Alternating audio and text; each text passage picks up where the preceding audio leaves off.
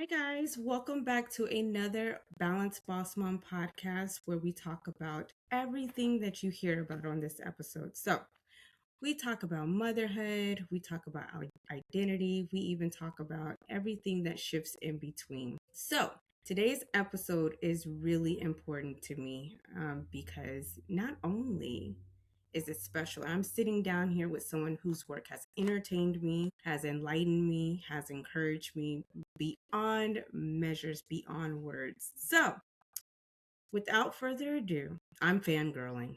Like, really, really fangirling. Like, you guys have no idea how bad I'm fangirling. So, again, without further ado, Danielle, welcome to the podcast. Thank you so much for having me. I appreciate it. Just so all day, I just been fangirling, and I understand that I'm not going to take up all your time. I'm just going to take up maybe an hour of your time because, like I said, you are a novelist, an educator, a life coach, who works bridges self understanding, love, and identity and joy. And I want to get down into knowing who is Danielle and just explain to the followers and the listeners that's listening this evening who are you, where you're from, and let's get to talking. Let's go. I'm ready. So, who are you? Who's Danielle? Danielle is, like you said, I'm an author. I love to create. I'm a life coach. I love to guide. I'll say that. Mm-hmm. And I just love living my life out loud. I feel like we have one life to live. And Mm-hmm. so I love to travel. I love to eat good food. I Mm-hmm. love to wear things that I think are pretty because I think food is art, I think clothing is art. And so I'm really big into art. Mm-hmm. So I am a lover of exploring new places and things, creating worlds that reflect not only my reality, but the reality of my loved ones. And I love being able to meet and engage with people who also see the world in that way, who also read my work and then see themselves in the work. Mm-hmm. I am a lover of music and movies and like I said, which are other forms of art. I'm just a lover of art. That's who I am. That's Shell perfect. art. And so, before we talk about everything that we're going to talk about this episode, which again, I'm fangirling. Okay, I am fangirling. But the question I have for you, since you love the imitation of art, whether it's movies, um, food, what is kind of like your love language in this season? Like, what does authenticity look like for you right now? So my love language is like when they say like break down the five love languages. My love languages are all of them. Like show me love in all the ways. But if I have to pick one, um, that's technically I mean, I guess we would say like words of affirmation, Mm-hmm. and physical touch, acts of service Mm-hmm. would be the top because I feel like say it, Mm-hmm. physically show me, and then also like your actions out in the world. Like I want all of that. But I feel like consideration, it's not one of the love language that we speak of, but when I say consideration, I mean consider me, consider my feelings, consider my time, um consider who I am as a being. Mm-hmm. And that shows so much love, whether it's romantically or platonically, like the way you show up, even in a like reader author space, like if you are hearing people talk about loving books and you love my books, consider me in that space and say, "Oh, have you read this?" Like consideration is so it's such a deep appreciation and love of and showing love to someone else. So I would say technically it would be, those, but also consideration. I like that. Do you have a word of the, I've been asking all my guests. So, do you have a word of the year for 2026? I do. It has been ease. And it when I say that 2026 has been excellent thus far, it has been excellent thus far. And I feel like part of that is stepping into not only just like the ease of going with the flow, but Mm-hmm. the ease of stopping to rest, the ease of not taking on other people's burdens, the ease of letting go, the ease of just being. Um, I it's been a like that word for 2026. My word for 2026 is alignment. ooh, I love alignment. I love because when all things align, Mm-hmm. listen, okay, It they has make been, it I think last year for me was, I think I was transitioning. This year for me is alignment. I don't know what next year is going to hold, but 2026 has started off pretty well for me. And I can't thank you enough for being on here because I am so excited to keep talking. So, what does living your best life actually mean to you beyond like the highlight reel? so living your best life is about authenticity. It's about living the life that you want, living the life that you deserve, living the life that you have created without the influence of other people. What makes you Mm-hmm. happy at your core? And then living like that.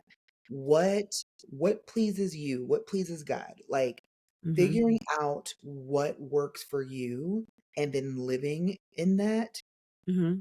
is what I mean by like living your best life because your best life is not somebody else's. And so a lot of times people like when you said about the highlight reel, a lot of time people will look at other people's highlights and compare Mm-hmm. that to what they have going on.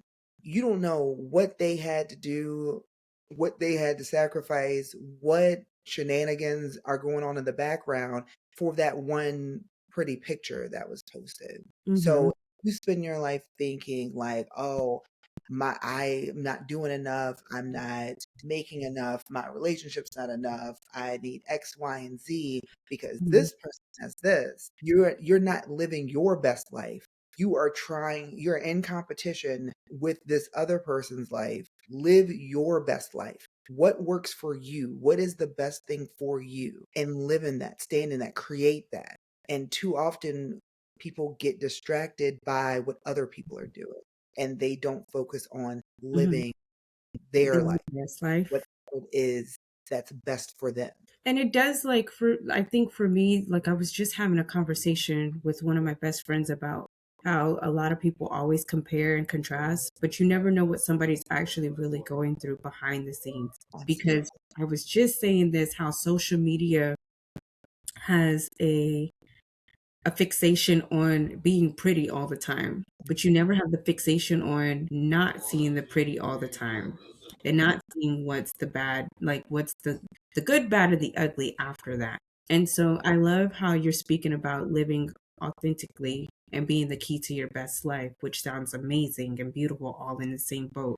So what does living authenticity really requires for us to do besides not focusing on social media? So being self-aware, because when I say I'm living my best life, most of that is happening offline. Excuse me. Mhm. Most of what when I'm talking about myself and the Mhm. life that I'm living, I am living it offline. And like once I like if I take a trip, I may post some pictures from the trip like after I'm back, but Mhm. I am using that time to live it, to enjoy it, to bask in it. And so being self-aware is the number one thing. Um Figuring out who you are, what makes you happy, what you like, what you don't like, what works for you, what doesn't work for you, and stand in that. And then if you post a picture, you're like, oh, I'm going here or I'm doing this, cool, but it should be for your own memory's sake and not for everybody else. When you are performing for the masses, then you can get influence on someone like, oh, like you went there, like I didn't Mhm. like that place. Okay. Like but did you like it? Because like that is what's important. Like, did you have a good time? Did you Mhm. like that movie? Did you like that book? Did you enjoy yourself? Are you happy in your relationship? Whatever it is, Mhm. it good for you. Cool. It doesn't matter what other people think, what other people have to say about it. It's about you. And so when you are self-aware, you Mm-hmm. know what it is that works for you. And then you're not performing for others, you're not doing anything for other people, Mm-hmm. you are doing it for you. And I like that because it's like you're having the intentions to do it for yourself, whether rather doing it for other people. Hmm. Absolutely. Because I like talking about self awareness. I've had people come up to me and say, you're very self aware about what you say and what you do. Because yeah, I say what I do matters, and it should matter in every sense, whether it's at work or at home, or even like me parenting. Hmm. And so, why do a lot of women don't recognize that they have that self awareness? Whether they need to change the way they think or change the way they love or just change the way they approach on things. So I think the thing with self awareness is that we all have a blind spot to ourselves. Hmm. So, in order to be fully self aware, you have to take that hard look at like the good and the bad and Hmm. actively work on take that constructive criticism from people who love you, not from people who don't give a damn about you one way or another, but people who actually love you. If they're like, hey, like you have a bad attitude in the morning. Like what's going on? Are you calling Instead me? of being, you said what? Are you calling me out? Because sometimes. So if that's the case, explore and examine what's going on with you that's making you feel like, okay, I need at least until 9:30, 10 o'clock. I need my coffee. I need to like get my like, and then if you know this about yourself, you can Mhm. say, oh, hey, I haven't had my coffee yet and I don't want to come off like the wrong way. Like I'm working on Mhm. it. That is you being self-aware that like, oh, maybe my attitude, like I accept that. I'm gonna work on it. In the meantime, I'm going to let people know like, hey, I may come off like this, but like I don't mean that. By apologizing if you If you disrespect, woke up that morning and had just a rough night the night before, right? Like, and no. it's just a matter of taking stock of your positive qualities and your negative qualities, and like figuring out how to improve the negative ones, but like not ignoring that they exist. Being self aware is you being aware of who your whole self is, not Hmm. the self that you want presented just to the world, but like your whole self. What are the deficits that you still need to work on? What are the things that you're still like bitter about or angry about? What are your triggers? What are your traumas? Like being aware of your whole self, so Hmm. that doesn't mean that there's never going to be a time where you're not angry or triggered or whatever the case. It just means that you are quicker to know how to resolve it when Hmm. you're faced with it. And is there fear that comes with that, with choosing to be self aware? For me, no, because I feel like I would be more afraid of the delusion that I am only made up of only my positive attributes. Because again, when you have that blind spot, you can't work on things that you don't know are there. You can't fix things that you don't know are broken. So I feel like for me, the bigger fear would be not being aware of there's always like bless you, there's always time where we should all be changing, growing, and evolving at all times. Hmm. So if you are not changing, growing, and evolving, that's a problem. But if you are, there may be situations that pop up that trigger you in a way that you've never been triggered before. And so now it's like, okay, well, let me explore that. Let me figure that out. And instead of just being like, oh, I'm not going to talk to them anymore, they made me mad. If they made you mad, I mean, cool, you may not talk to them anymore. But Hmm. do yourself the do yourself the favor of figuring out why what they did triggered you like that, why what they did made you feel like that. Again, if you don't want to talk to them no more, you don't have to. But if you're not exploring why you reacted the way you did, then that's Hmm. a blind spot that, and again, if you don't fix it, then it's going to happen again and again and again. And so being able to figure out, okay, this affected me in this way, Hmm. and then once you have the answer, at least you know. and then Mhm. you're able to process that. And it may not fix itself. Like you may need to go to therapy for it, or you may not go to therapy and it's just a thing, but at least you know that about yourself. If someone says the wrong thing to you, it could be a thing That triggers you. that triggers you forever. And you may know the reason, you may not fix it, but at least you know why it's happening. And so just being self aware, I feel like it makes us not not just more empathetic to other people, but I Mhm. feel like it makes you can be your most confident self because there aren't many things about you that you don't already know about yourself. Like Right. you know what your flaws are and you're owning them. See, I'm working on that, but I'm also working on boundaries. And I feel like sometimes that now that I didn't have boundaries and then I set those boundaries now, I think sometimes it comes off as if I'm being rude, but I'm not being rude. I'm just setting the boundaries and saying, like, hey, I'm not accepting this anymore. And then it turns out to be like, well, you just think you're better than people, but that's not the case. It's just me setting precedents and setting boundaries now. Do you feel like it happens with people who you've interacted with beforehand? So it's because they're used to getting their way with you. They're used to getting some sort of specific reaction from you. And because you now have boundaries, they're hearing that no and taking it personally and taking it in a whatever way they want to take it, but they're used to being able to get over on you in whatever way. So when Mhm. you create boundaries, people are going to feel a way about it because they were used to being able to tramps all over your yard. You put a Mhm. fence up and they're Mhm. like, well, why aren't you letting me just come in? Why aren't you letting me just like walk up in your house? Like this feels like you're keeping me out because I am. And so as long as you hold firm to your boundaries, they're Mhm. going it's either they're going to abide by the new boundaries or they don't need to be a part of your life. But like as long as you allow people to trample over your boundaries, they're Mhm. going to keep doing it. And they're going to keep and especially if they've been used to doing it, they're going to keep trying until they see that oh, okay, she's not budging. But like Mhm. the minute you like budge a little bit, they're going to be like, oh, okay, like I'm gonna keep I going. end up just cutting a person off. Mhm. And I'm not used to cutting people off because I'm Yeah, like, okay, it's okay. And then I'm realizing now that it's not okay. And with the boundaries that I've set, I'm like, I just told a friend the other day, I'm unsubscribing to the drama because I don't want it in my life anymore.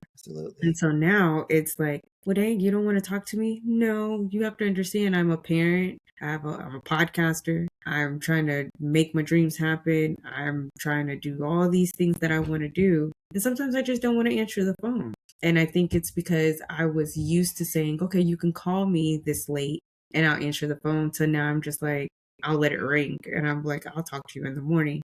It's like they get offended. Yeah. But like who pays that phone bill? Me. Oh, okay. So like you are not obligated to answer anybody's call, especially if they're not paying the bill. And so but again, when someone has had access to you, Mm-hmm. the minute that you trim or completely cut that access, they get offended because they were used to having access. Just like if you could go into a store and they're like, hey, you know what? Actually, remember when the Dollar Tree was really a dollar? Mm-hmm. And then they went to 125 and it was like, Everybody was up in I arms. I am not shopping here. You Mhm, raised the price like this. But then they kept the price at 125, mhm, even threw in some things that just five, like, you know what I mean? Just throwing in whatever. And then people kept shopping there though, even though they were mad about it at first. And so they knew they didn't have to go back down to a dollar because like because now everybody's paying that $1.25. right. And so they held their boundary and people came around, like there are going to be people who feel a way initially, but eventually they will either adhere to what the boundary is that you set, Mhm, or they can decide because they also are well within their rights to decide, I want a friend who will let me call any time of night. Cool. I'm not that friend though. So like they'll find another friend and that'll be fine. So keep holding your boundaries and because if it's true to you, that's mhm. most. I'm going to keep that note. I am. Good. So I'm excited because one, I'm just excited. I'm still fangirling in my head. But two, I want to talk about your writing because your books have completely done something to me. Thank Yep, you. they have. So you write contemporary romance that challenge the norms of the genre, especially body image, desire, and who gets to be deeply loved. So, and I sat, when I read this book, I sat afterwards because it had me thinking. And when I started forming the questions the other night, I was like, man, I want to get into Danielle's brain. I do, because I want to know. So, why was it important for you to write the stories like the Curvy Girl series? Well, I have been writing bigger bodies being loved on since the beginning of my writing career. But the Curve series was my first traditional like offering to the world. Hmm. So with Curvy Girl Summer, I knew that my first traditional book was going to have fat black women with natural hair as the three heroines because I, for one, don't see that as often, Hmm. whether it's books or TV or movies, as the love interest, as the main character love interest in a romance. So I knew that that's what I wanted as my offering into the world. And fortunately, I am with a publishing company that was in support of what I had to say and the Hmm. story I wanted to tell. And so that's how it came to be. I'm just cheesing over here because it was awesome. Because look, when I say Curvy Girl Summer, see, I can't even talk because I love the book. Because Curvy Girl Summer was, it was like a chef's kiss. I can read it so many times and just get a different version because I felt like Aaliyah at one point. I did. I really did. And I saw her vision. I saw how her and Ahmad, the bartender, they set that set that bar high, my friend. They did. They set the bar high. And then, after I read that, I was like, I need to know more books. And I was like, I started reading The Plus Size Player too. Hmm. And so that gave me like, it gave me like a night and day, like literally night and day version, because it was like really, it felt like it's okay to be unapologetic whatever you're going through. It was so bold and so confident, and especially like you said, our TV, our movies, our books, anything, it's being erased. And it's not fun seeing that. And especially now that I have a little girl who's 8 years old. She just turned 8 on Tuesday. Oh, happy I birthday. know she's a little sassy little thing, you know. But to see, just the other day, she had asked, she was like, it's Black History Month. And what is that? I said, well, baby, there's a lot of history in Black and being Black. And it's cool to be Black. And we are teaching her how to um, love on yourself, be happy, just have fun being this kid.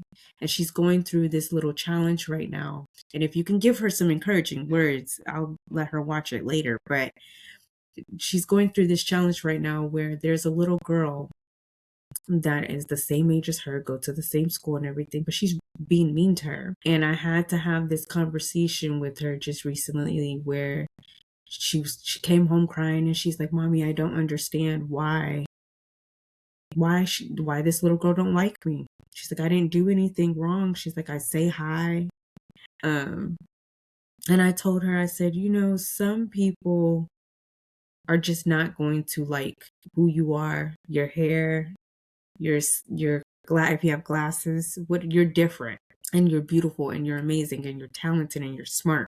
And she's like, I just don't understand why this is happening to me. And to be 8 years old and Yeah, I have to have that conversation, it, like, I was trying not to cry telling her, but she was just crying and she didn't understand. So I told her, I said, I'm meeting so many different people in my walk of life that's telling me it's okay to be who I am, and it's absolutely. okay to keep my boundaries. And whether somebody don't like my boundaries or not, That's their loss. And I said, for this little girl being mean to you, when she gets older and she gets in middle school and high school, she's gonna understand there's gonna be somebody bigger and taller than her, and she's gonna look for a friend in you to sit there and be like, "Can you be my friend?" And I would say, "Nope, you can't be my friend because remember what you did to me before."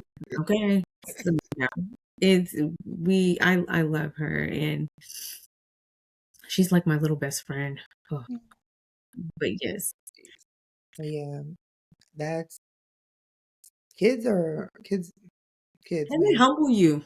Like, make sure, yes, make sure that like she just knows that Mhm. like bless you, that she's enough, and that if that little girl not liking her does not matter. And like the I would tell her if she can, don't give that little girl the satisfaction of even caring, like of crying in front of her, of like trying to speak to her. Ignore her because she's looking for a reaction. She's looking for it Mhm. because like, but also check her mom and Oh, like, be like what, oh, but like for well, the we've little ones, just done like that already, and then got told that their child doesn't do anything wrong. It was my child that did this. So, okay, well it's that type of situation. Okay, well like, yeah, like, yeah, yeah. I was very nice and very humble. Very You did what you could.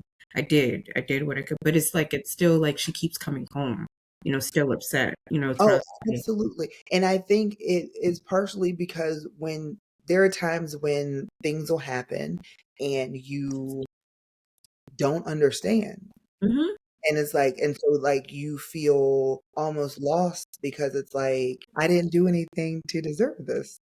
And So, she comes home every day and she's like, I just don't I was like, I don't know what else to do. I've done everything.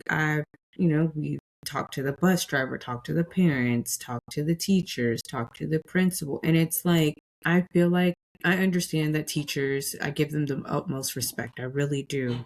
Because they deal with about almost 32 kids. But it's like if somebody keeps coming up to you and saying, hey, this is going on with my kid, and you're just like, well, I separated them. That's not enough. yeah, You have to have a conversation and be like, hey, don't do this. Can you yeah, please stop doing that? Or we're gonna talk to your parents. And I don't think it just keeps stumbling. And I keep telling her, I said she could talk to you all day. Words are just words. She could talk to you all day. But as long as she don't get in your personal space, right. I'm perfectly fine. But she's already done that. Mm, So it's like, what do you do? yeah, You just walk away? I feel like what what I feel comfortable saying on camera is that like you did all of the measures that you are supposed to do. Mhm. You talked to all the people. Did you talk to the principal? Then like you've done all that you can. So I feel like now it's a matter of like maybe getting your daughter moved to a different classroom, or if did the little girl put her hands on her, or she's just like She wrote a smiley face on her back of her shirt, and my daughter came home. She put ketchup on her seat, and my daughter came home from a stain in her butt, and nobody notified me until she got home crying. You got to sit and ponder with me on that, huh? mm-hmm, Hmm.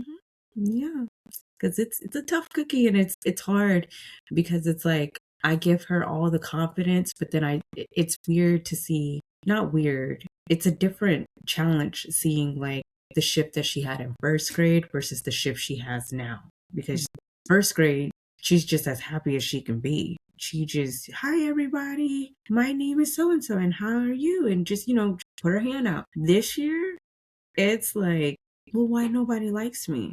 And I never thought I thought I would have to experience this with her like in middle school, like the end of middle school going into high school type thing. yeah. But second grade. Yeah, I feel like that you may need to go to the school and observe, like set up an observation, and you can also hire um like when I was in grad school, I had to do one-on-ones with kids with behavioral issues. So like I I did observations. So like I'm sure there are still like agencies around that offer those services, but like you I've done everything.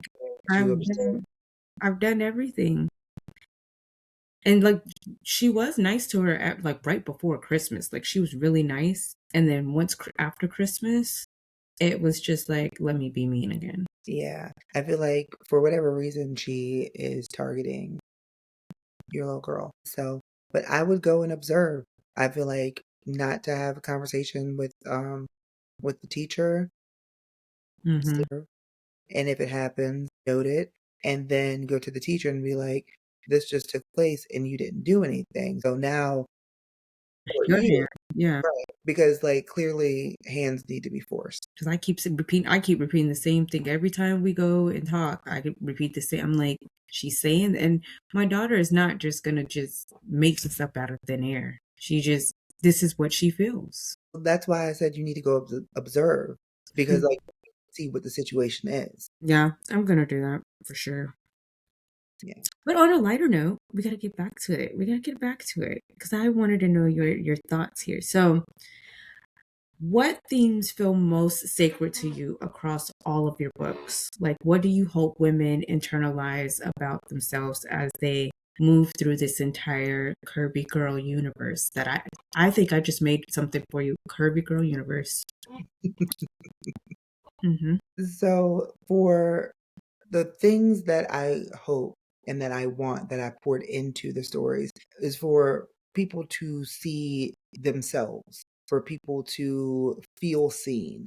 Not just like, oh, I've been through that, but like actually feel like, okay, these are experiences that I have had, that I would want to have, that happened to a friend of mine, that it feels real, but I want people to feel seen. I want people to feel love. I want people in Kirby Girl Summer, I want people to understand that you don't have to subscribe to someone else's definition of what success looks like, what happiness looks like. You don't have to subscribe to other people's version of what they think your life should be. You only have to live your life. Also, I feel like it's okay to wait for the one. It's okay to not be satisfied with like good enough. And so if you want a date and it's not and that's not it, you go Mm-hmm. to a job interview and that's not it, it's not clicking with you, cool. Go out on another one. Or if And then you want to unsubscribe to the drama. right. And when it works, it works. And in plus size player, Mm-hmm. it's okay to walk into a room and own it and be confident in yourself, your body, your talent, Mm-hmm. who you are as a person. Go into the world fully yourself, and the people who are meant to gravitate toward you will. The people who won't, and that is okay. But own the room. Also, dress for every occasion. There's no reason if you want to dress up every day, dress up every day. You don't wait for a special occasion to dress up. Don't wait for a special occasion to celebrate you. And then when it comes to dating, you can date as many people as you can handle, and it's okay. As long as you are, the thing is that a lot of people who do it don't do it like Nina does it. Mm-hmm. Nina is upfront and honest, and she tells these men, "You are not the only one. I am not looking to settle down." And then she gives them the option, do you want to be a part of the roster or not? And like they are clamoring to be a part of the roster. And then when she does find someone that's like, oh, okay, I I like this. That is when she's like, all right, I'm gonna drop the roster. I'm gonna focus on this person because but like you don't know what you want and what you Mm-hmm. if you aren't trying trying it out. And so she had a man for different things, not because she is never satisfied, but because she's like the type of love that my mom and dad have, That's that's the something type of love, that's the only type of love that that I she's am looking looking for. for. I'm not Yep. settling for anything less than that. And it is too much pressure to put on one man to be all of these things. So I'm gonna enjoy the act of dating. Aaliyah in Curvy Girl Summer was looking for the one, and she was like, all right, this is my list, and I'm looking for that. Nina was not. Nina was like, I'm not going to stress myself out. I'm going to live and just Mhm. enjoy. And then she just happened to find this man who embodies all the things. And so live your life fully. Be good to yourself, treat yourself, enjoy yourself, but most importantly, love Mhm. yourself. You're making me look at my vision board a little bit more for 2026 because I did add traveling Good. for 2026. So, and like I said, it was such night and day, like to experience both characters like night and day. And I was like, when I was in my 20s, did I explore like Dora the Explorer? Or was I like Aaliyah and, like you said, find all the characteristics in one man and just put it out there? I think I was Aaliyah. I Same. think, I think I was Aaliyah. And there's nothing wrong with looking for everything that you want in the boat because I've been with my spouse for like goodness 12 almost 12 years, just one person I love it. I for love it. 12 years. And so There's like, that I are all I tell him all the time. I said, we need another date night. He's like, I date you every night. Just rude. Just rude. I'm like, you don't date me every night. You date yourself sometimes. 9 times out of 10, he just dates himself and he wants to play the game. But then when I'm doing something like this, then he wants to be, what are you doing, babe? So before we wrap up, because I don't want to take too much of your time, I know you are also a not a love coach, but you are a love coach. I'm just gonna say it. You're a love and life coach. Okay, all in one. uh, Okay. So between your coaching and your storytelling, what is something that evolves? Like the question I have is, how does self trust show up in healthy relationships, and what does it look like choosing a partner that aligns with who you are? so self-trust is so important because if you are not trusting yourself, you're not trusting Mhm. your decisions and you're not trusting your decision making. And that includes in Uh-oh. your partnerships. And so you want to make sure that you're not just like listening to other people, you're listening to yourself. It pains me how Mhm. often people are looking for validation from other people about who they choose in their relationships, or like, oh, this thing happened, and then their friends are like, oh well, leave them. And You make me sometimes choke because that's happened to me. and sometimes that's not the answer, but I mean, sometimes it is, but sometimes that's just not the answer. But people, instead, if you don't have that like trust within yourself, Mhm. then you are gonna just flop in the wind because other people are gonna say, "Oh, you should do this." And you're gonna be like, "I should do this," but you're not listening to yourself. How do you feel? But that goes back to before you even get partnered, knowing who you are, knowing how you feel. So then it is easier to make those decisions of like, all right, now this is in no way saying don't talk to you like Mhm. a trusted friend about like something that's going on, because honestly, if it is a friend that is like a real Mhm. best friend, Mhm. they're going to call you on your BS. So like if they're like, I have with my best friends, we tell each other everything.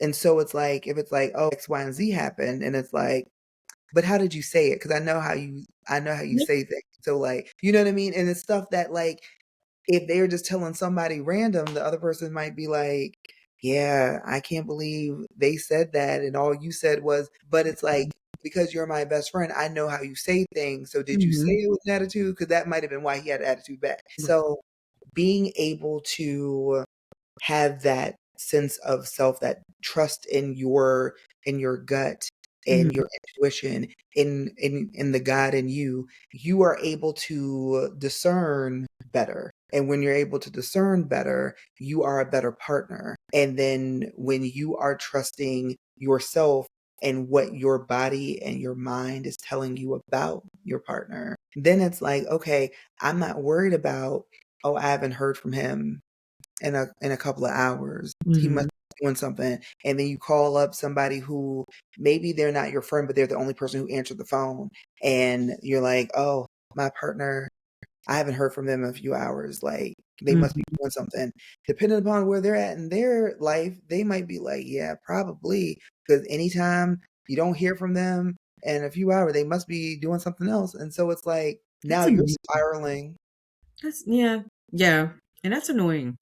very. And so you want to make sure that you have that sense of like who you are and where you stand, and you can trust your gut and your intuition and how you navigate not just romantic relationships, but like in friendships. Friendship. Yeah, And I was just gonna say in friendships too. and when you're at work and someone's like, oh, this person's competing for that job over you, and like trying to like pit two people against each other, and it's like, did your gut tell you that? Okay, go talk to the person. Instead of listening to what Mhm. everybody else is saying, go check the person. And then from that conversation, how do you feel? Do you feel like they're trying to do something shady? They're trying to get over on you? So it's just so important to have that peace of mind within yourself so that you are operating in a space of, okay, I believe I'm discerning the situation correctly. You are putting a lot of gems in this interview. A lot of gems. I have one special request though. Yes. I have one special request. Okay, so I have an idea, and I'm thinking, can we have a book where it's like a Sex in the City kind of style? Four girls, and See, we bring Aaliyah and Nina. I feel like that's not how the stories pop in my mind. Okay, Like, but I do think that would be super cute, like a Sex and the City vibe. okay, But like, I let the characters because they touch my emerge and tell me who they are, what they're doing, what they want. they're touching my Nina and Aaliyah be right here. You know they. I love them. I love them, and I can't wait for everyone to like get to know Jazz and how her summer has played out. And so, I'm excited. I'm already excited. Okay. So before we wrap up, I want to end with a few fun and thoughtful questions. Um, which character you always had a soft spot for in all of my work or in the Curve series, in the Curve series? so that's hard because all of there's a little bit of me in Aaliyah and Nina and in Jasmine. But I will say if I have to pick one that I have a soft spot for, it's Mhm. probably Russ. Mm. You And that's threw, because like you threw me off. Dream Man, Dream Man. You even I feel threw like me. because like I love Aaliyah, Nina, and Jasmine equally. There's Mhm. no way I can pick between them. They are me. Yeah. And so To be honest with you, you really can't. you can't. You And like can't. they have different experiences. They're all beautiful black fat women, all like love themselves, love their friendships, but they're having different experiences because we are not a monolith. And so I love them down. So if I had to pick a character I have a soft spot for, it's Russ, but mainly because the way he operates is the Mhm. way I would like The I would charge enjoy. Yeah, like that I like. yeah, because I Okay. feel, and don't get me wrong, I love Aaliyah and Jasmine's men too. Like I would take them, but like Russ is We're gonna say a soft spot for. yeah. Yeah. So, what is a scene you love writing the most? I will say there's in each book. I feel like in Curvy Girl Summer, there was a joke that like Aaliyah came in the bar and and Ahmad called her the Hamburglar, and that made me laugh out loud as I was typing it. And I go back to that like moment because I already knew what I was gonna have him say, and Mhm. it was the way that I painted the picture. Like it just cracks me up thinking about it. In Plus Size Player, it's honestly it was probably the dressing room scene. And then in Big Girl Blitz, You the probably have to share with that one with me offline. yeah, the only thing I'm gonna share is that it because there's a free preview available right now up until April 14th when release day happens. It's so And there's a Jazz is at a sports bar and she's like talking to a handsome young man uh next to her, and I enjoyed that. So good. that's all Yeah, I'll say about that. I think I'm gonna know the secret before everybody else. I'm not gonna say it though. I won't say the secret. I'm not saying the secret. I'm not saying it because I want everyone, because pre-orders are so important. Getting the book is so important. I don't Yes. want to spoil it for anybody. No, we're not spoiling it. Okay, so what's one misconception about romance novels that you want to clear up? That they are just fluff, that they are just porn, that they have no substance. Romance has all the substance. It I feel like it's funny how sex is criticized when Mhm. it is in a romance novel, but it's cool if it's in a TV show, a movie, any other Mhm. form, people having it every day. But as soon as it's in the written word as like a part of the story, all of a sudden it's It's like, how taboo. dare you? This is now it's trash. No, so it's just that it has romance has so much substance and so many life lessons and so much good information, and is transformative. I like. And like they need people who discount it. It's just wild to me. Yeah, I don't like that. I I don't don't like that either because it's like you can have it everywhere else, but in a book you want to ban it. exactly. Exactly. And then that's what sometimes makes the book better. Okay? Hello. I'm just saying. And then what's a book that changed you? Sula. Mm. That was a book that I read. I was senior year of high school, junior year of high school.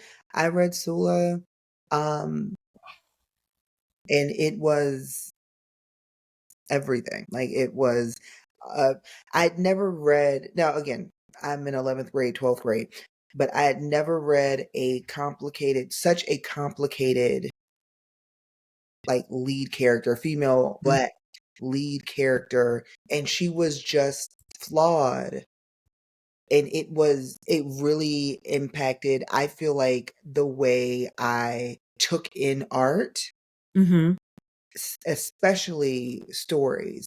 But then it informed, I feel like, my mind in writing, because I'm all about complicated, like characters being complicated and having complicated situations and like having a full story, like a full vested story in their lives. I like complicated sometimes. I think that's what gets me in trouble.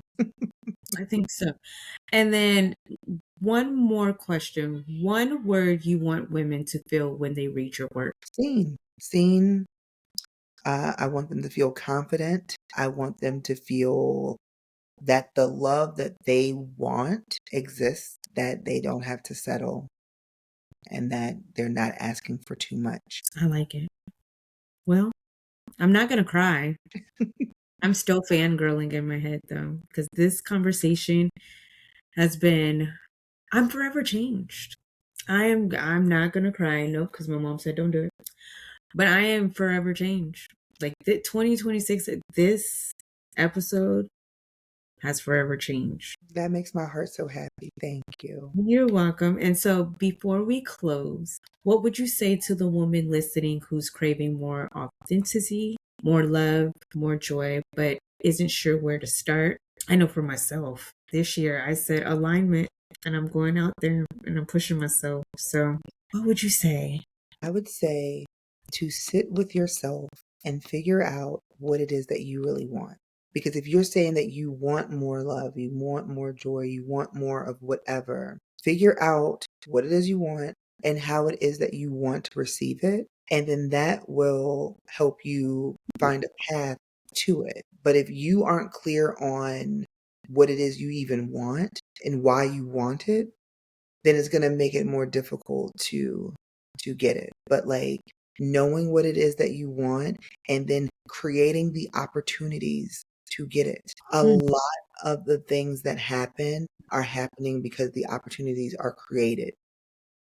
It's There are some opportunities that like you're handed, but that usually happens if you are putting yourself in a position to be handed that opportunity. So it still takes you creating the opportunity, creating yourself to be in the space with the people. If you say that you want a new job and you Hmm. just want a new job, that's not going to get you the new job. Updating that resume, going to job fairs, going, asking people like if they know who's hiring, going, talking to people who own the businesses that you want to work in, putting yourself in the spaces. You say you want a partner, go out. You can't find a partner sitting at home.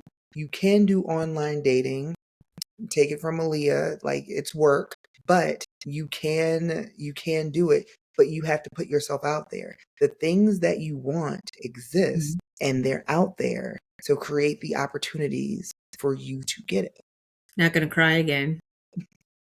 I'm crying on the inside because I'm still fangirly.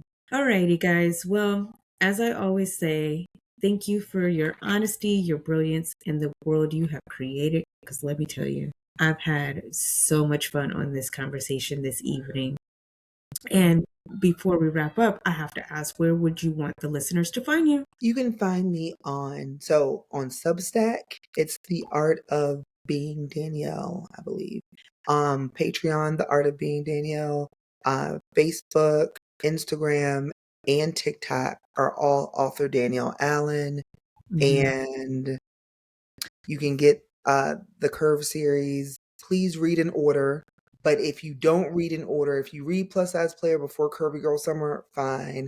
But it's best if you read Curvy Girl Summer then Plus Size Player. But no matter what, Big Girl Blitz comes last, and that's because Jazz's book carries into the fall, whereas Aaliyah Mm. and Nina's books, they were just the summer, but you get to see more of what happens with everybody into the fall. So you got to read that one last. Yeah, because I'm getting it. I'm Thank gonna get it. you. Because like I said, if you would see my library, you're gonna be like, oh my God. But I love those two books, and I gotta add the third one. So, you guys, if this episode moves you, save it, share it, come back to it. These conversations really do stay with us. Danielle, I am so happy. I am, oh my God, like, I can't wait for this episode to come out. I am so, so happy and I'm so grateful. And I know my mom's gonna be like, shut up now. But in the end, I really appreciate everything you taking the time to come on here. You guys, where you can follow me, of course, my website is back uploading because I don't know what happened 24 hours ago, but it's back up for the Balanced Boss Mom podcast.com. I am on YouTube. I'm pretty much streaming everywhere at this point, except for Sirius XM radios. Y'all better come holla at me because this is a roller coaster for 2026 that I'm riding on. Love it. Danielle, thank you. Thank you. Thank you I all so appreciate much. you. And Okay. you know what? Bye, guys. Bye.